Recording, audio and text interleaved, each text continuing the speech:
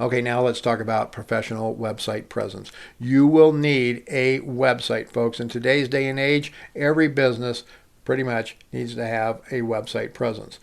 I suggest that you use a professional website developer. Don't try to do it yourself.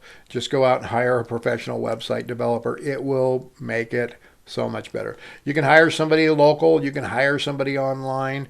There's all kinds of services out there that do that. I would suggest that you get multiple quotes from multiple developers. What are they going to give you? How much are they going to charge? Then you can compare things, and you want to look at their sample pages. You want to get actual websites that you can go to that they designed, and you want to take a look at them.